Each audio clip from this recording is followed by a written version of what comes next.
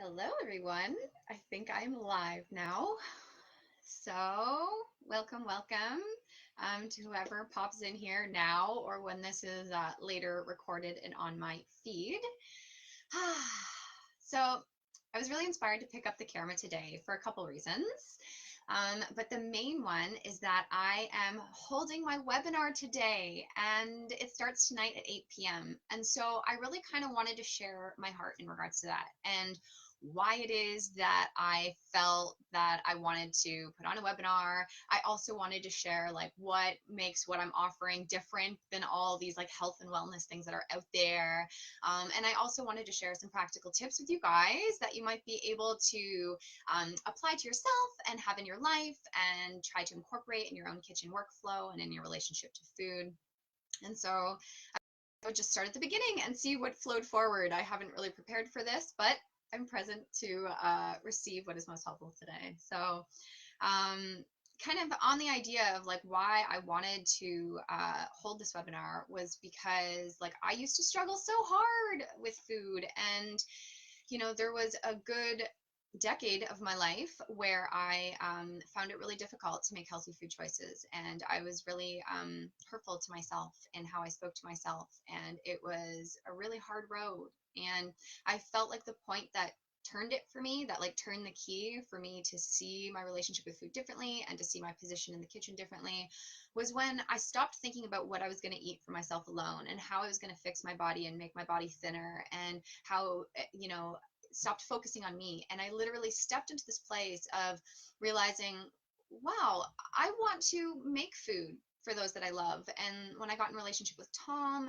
and then many years later had Ella, it was like, I want to be in this place of serving great and nourishing and delicious food for people, where we can all come together around the table and have conversation and enjoy each other's company over an amazing meal. Like, I want to be able to give that.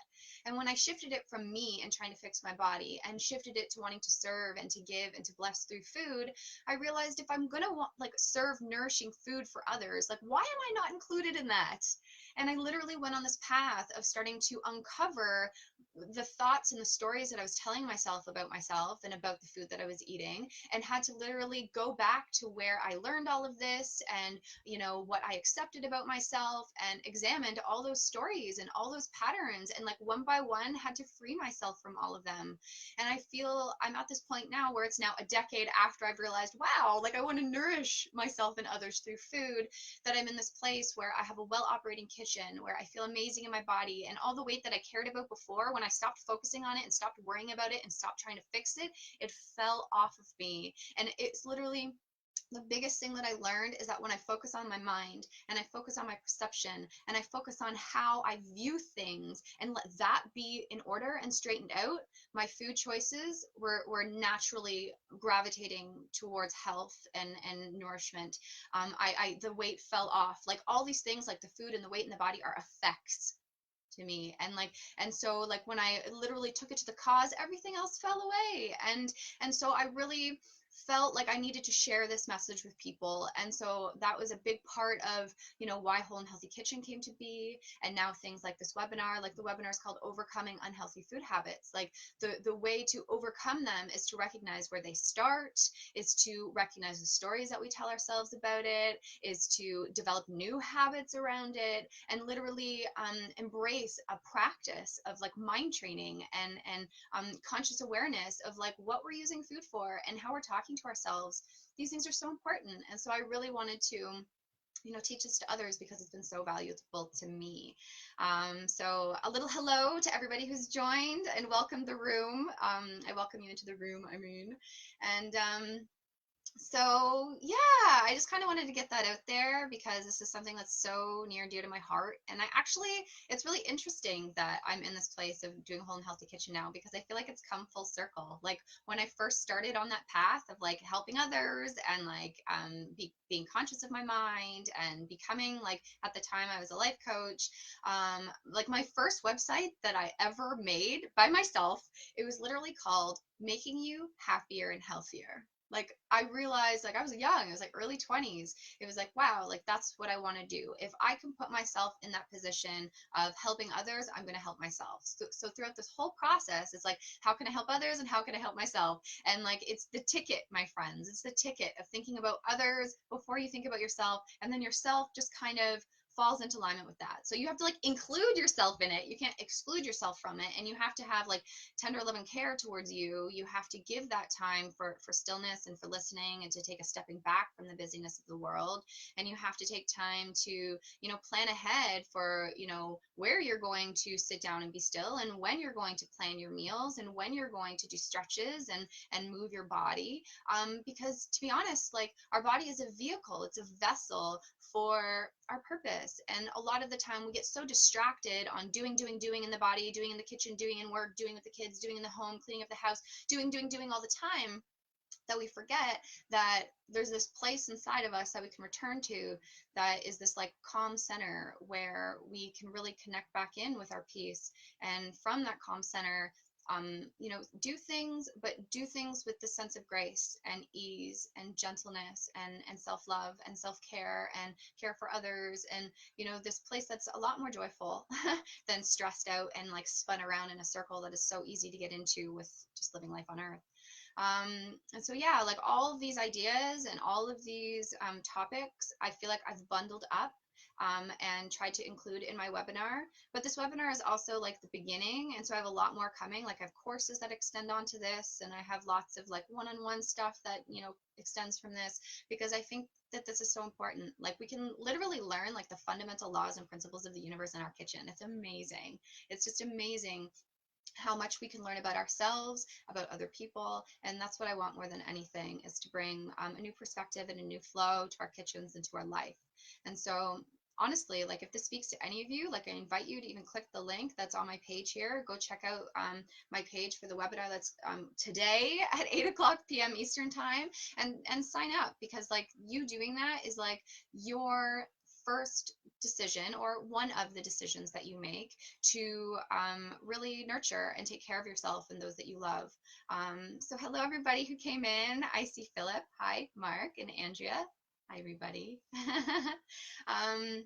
So the other thing that I wanted to mention here was like a practical tip. And this is a thought that runs through my head a lot, and I'm not sure how it's going to relate to everybody, but I can break it down.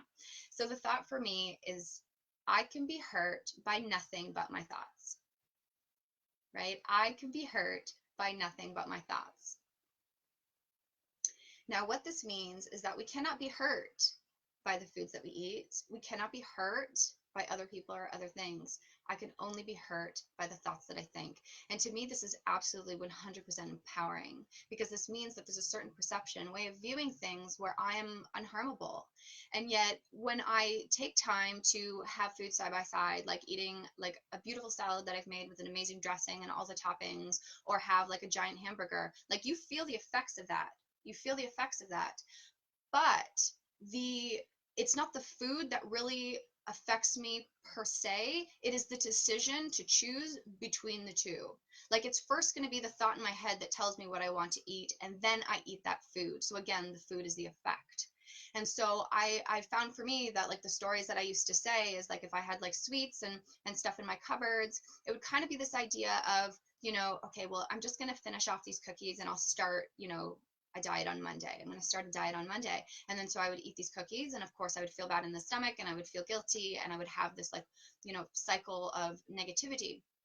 But if you recognize there, yes, it's the cookies that made my stomach bad, but it feel bad, but it was my thoughts in my head that told me that that is what I wanted to do. And I justified it by pushing it off and saying, oh, I'll just have a diet on Monday, or I'll eat less on Monday. And I feel, or start again on Monday. And I feel like when we can start to become aware of these stories we tell ourselves and all these things that we do to justify these unhealthy choices, then we can really tune in to what our body actually needs and start fueling it and nourishing it and giving us brain power and energy power to be filled and fueled to do what we need to do each day. And like that's a huge, huge, huge deal. So a big thing that I'm bringing up in my webinar as well tonight is this idea of self-responsibility, that if I am responsible, I can change things. But if I am at the whim of my surroundings and what happens to me and, you know, things outside of myself, I can't change anything. And so I really want to empower people to know that we can change everything. You can change your thoughts, you can change how you feel, you can change what you eat, you can change your workflow in the kitchen. And this is like a tremendous power that we can use and that we can tap into and that we can heal through. And so I really want to, you know, bring this perspective to everybody and be like, hey, like, you have the power within you to change anything and everything that you want to.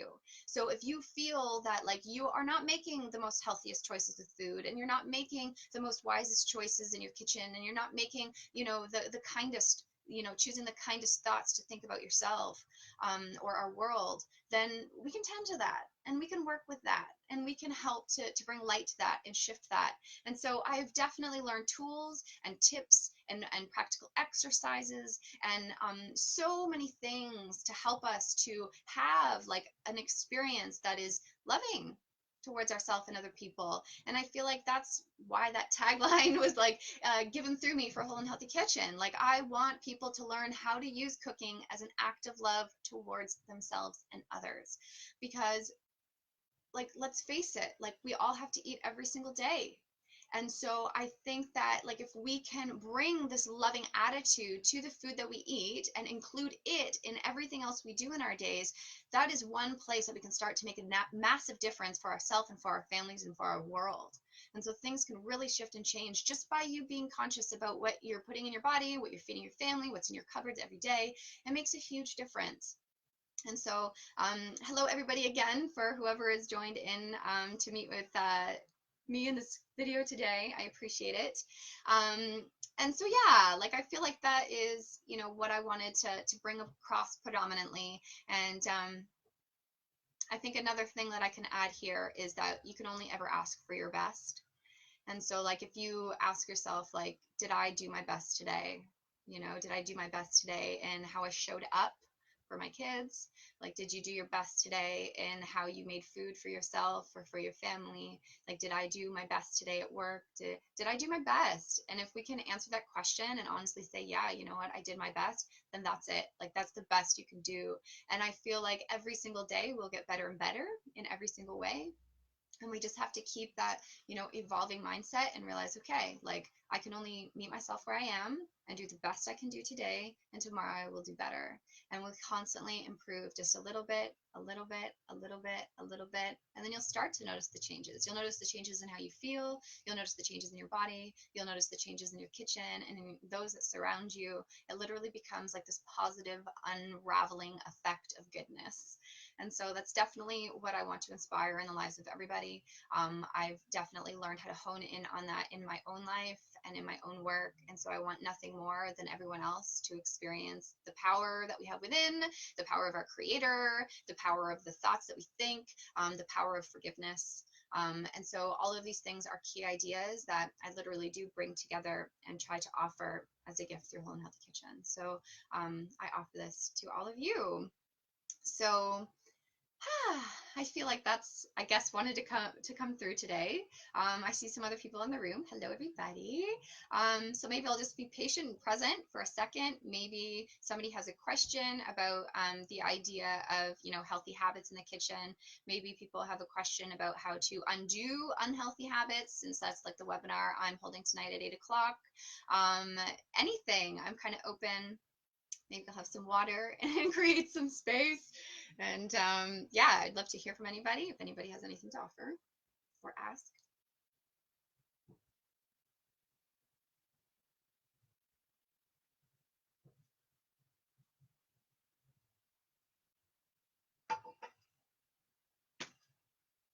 So,